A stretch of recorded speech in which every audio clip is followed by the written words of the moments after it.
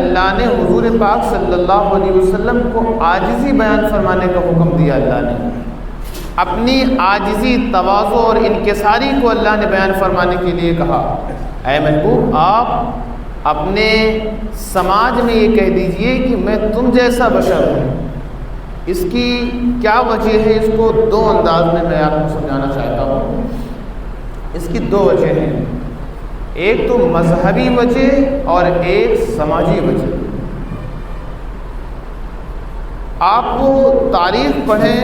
حضور پاک صلی اللہ علیہ وسلم سے پہلے جب حضرت ابراہیم علیہ السلام نے نمرود کو توحید کی دعوت دی تھی تو فرمایا کہ اللہ پر ایمان لاؤ، اللہ کو ایک جانو اور مانو اور باطل پرستی سے باز آ جاؤ. تو نمرود نے پلٹ کر یہ سوال کیا، آپ کے رب کی صفت کیا ہے؟ حضرت ابراہیم علیہ السلام نے فرمایا، میرا رب وہ ہے جو انسان کو پیدا کرتا ہے اور انسان کو بناتا ہے، انسان کو پیدا کرتا ہے، انسان کو جلاتا ہے اور انسان کو مارتا ہے. تو نمرود نے کہا یہ تو ایک معمولی سی بات ہے، اسے تو میں خود بھی کر سکتا ہوں. اور نمرود نے دو قیدیوں کو بلایا جنہیں موت کی سزا، پھانسی کی سزا ہونے والی تھی، جن کے مقدمے اس نتیجے پر پہنچ گئے تھے کہ انہیں سزا دی جانی چاہیے. تو نمرود نے ایک کو بری کر دیا اور ایک کو قتل کروا دیا. اور یہ کہنے کے بعد حضرت ابراہیم علیہ السلام سے کہتا ہے کہ دیکھیے میں نے ایک کو زندگی دے دی اور ایک کو موت دے دی تو گویا میں خدا ہوں. جبکہ حضرت ابراہیم علیہ السلام کا یہ مقصد نہیں تھا.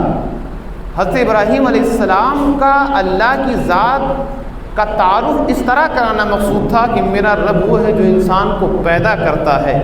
اے انسان تو اپنے جامع کو دیکھ، اپنے وجود کو دیکھ. اللہ نے تجھے ایک نطفے سے پیدا فرمایا ہے، اللہ نے تجھے ایک ناپاک قطرے سے پیدا فرمایا ہے اور تیری حفاظت تیری ماں کے پیٹ میں فرمایا. ایک نطفے کو ایک لوتھڑے میں تیار کیا. اللہ نے اس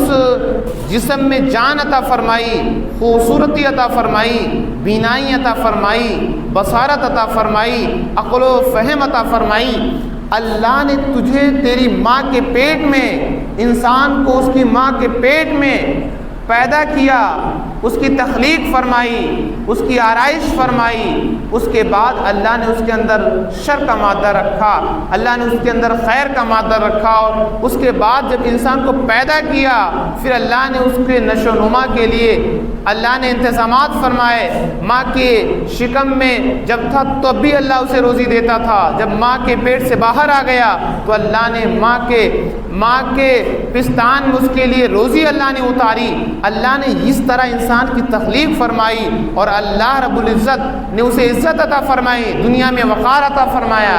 اللہ نے اسے اسٹیٹس عطا فرمایا. اور یہ زندگی کا یہ سفر طے کرنے کے بعد اللہ پھر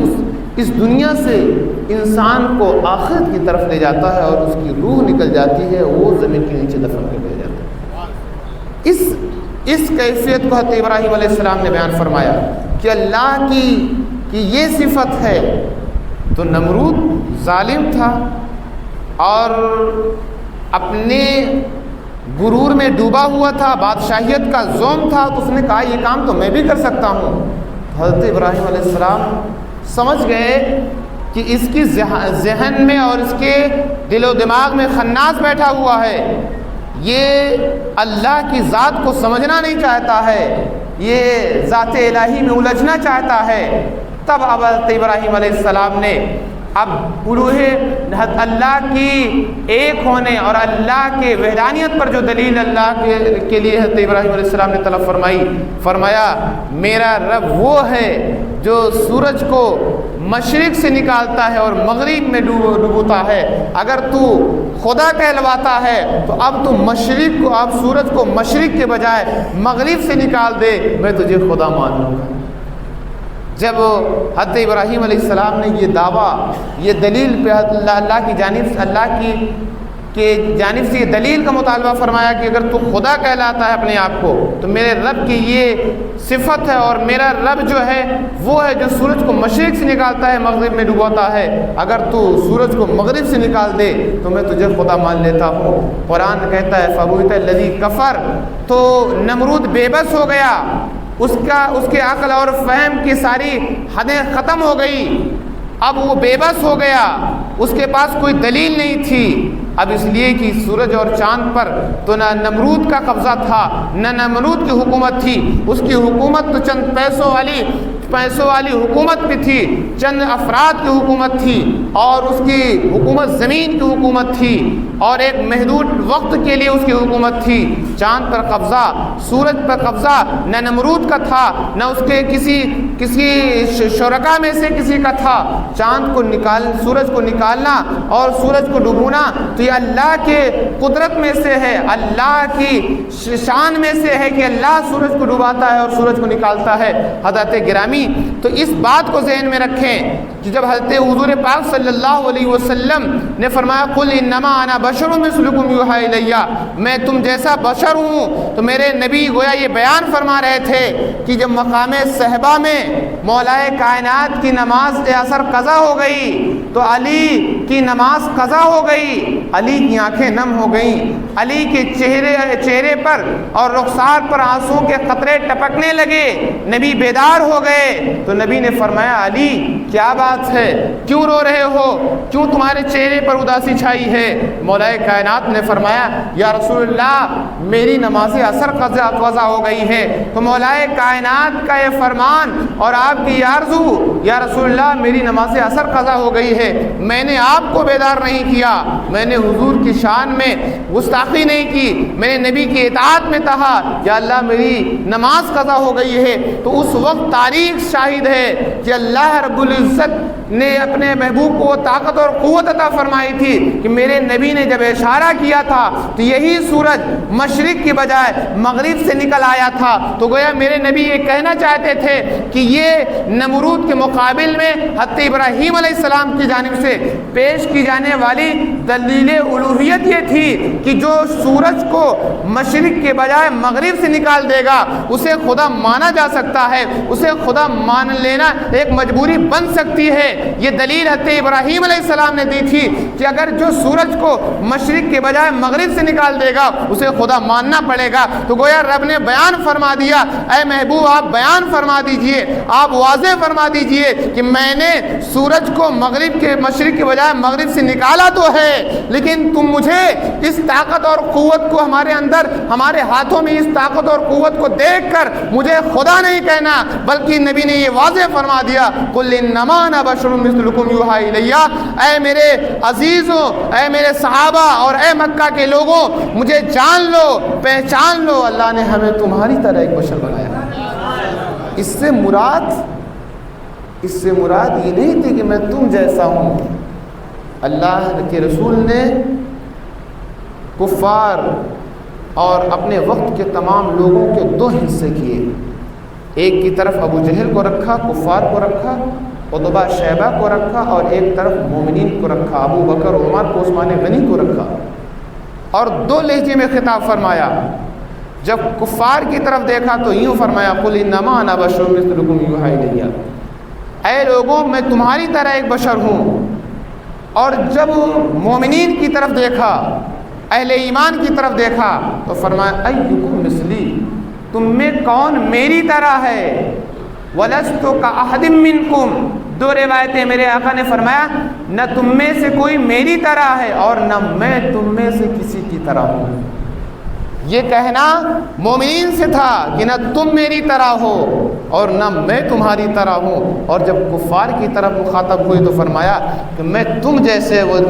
جیسا ہوں۔ یعنی اب جس کے ذہن میں میرے آقا یہ پیغام دینا چاہتے ہیں، کفار اگر اپنی طرح کہتے ہیں تو میرے نبی نے ان سے کہا تھا کہ میں تمہاری طرح ہوں. اور جب مومنین سے کیا کہا تھا, اہل ایمان سے کیا کہا تھا, اہل ایمان کا شیوا ہے کہ نبی کو اپنی طرح نہیں سمجھیں گے, کیونکہ نبی نے ان سے کہا تھا ایکم مثلی لست کاحد منکم, تم میں کون میری طرح ہے, نہ تم میں کوئی میری طرح ہے اور نہ میں تمہاری طرح ہوں. یہ مثلیت کا جو انکار ہے, مثلیت کا جو انکار ہے اور نفی ہے, تردید ہے, اس کو جس کو جو حضور نے منع فرمایا ہے ایک طرف سے نہیں کہ نہ تم میں کوئی میری طرح ہے بلکہ میں تمہاری طرح ہوں اور نہ تم میری طرح ہو, بلکہ اللہ کے رسول نے دونوں طرف سے فرمایا کہ نہ تم میری طرح ہو نہ میں تمہاری طرح ہوں, تم بشر ہو, میں بشری لباس میں آیا ہوں, میں نبی ہوں, میں نوری ہوں, میں لباس بشریت میں تمہاری تبلیغ کے لیے آیا ہوں. میری حقیقت یہ ہے کہ نہ میں تمہاری طرح ہوں نہ تم میری طرح ہو. یہ مومنین سے خطاب فرمایا, اور جب وہ کافروں کی طرف مخاطب ہوئے تو فرمایا قل انما انا بشر مثلکم, کہ میں تمہاری طرح ہوں. اس کی ایک وجہ اور آپ کو تیزی کے ساتھ میں بتاؤں. سماجی وجہ اس کی یہ تھی کہ جس سماج میں میرے آقا صلی اللہ علیہ وسلم تشریف لے آئے تھے, اس سماج میں حضور پاک صلی اللہ علیہ وسلم کی آمد سے پہلے اور آپ کے وقت تک انسانیت کو مارا جا رہا تھا, انسانیت کے حق کو, انسانیت کے حقوق کو پامال کیا جا رہا تھا, انسانیت کو زمین میں دفن کیا جا رہا تھا. ایک انسان کے جو حق ہوتے ہیں, حقوق ہوتے ہیں, انہیں بھرپور دیا نہیں جا رہا تھا. خود آقا نعمت صلی اللہ علیہ وسلم کے ساتھ عرب کی زمین پر اہل مکہ نے, کفار نے کس طرح کے برتاؤ کیے ہیں. میرے آقا صلی اللہ علیہ وسلم کو مکہ میں کہ رہنے پر پابندی, آپ کے گفتگو کرنے پر پابندی, آپ کی تجارت پر پابندی, آپ کے حسن معاشرت پر پابندی, آپ کو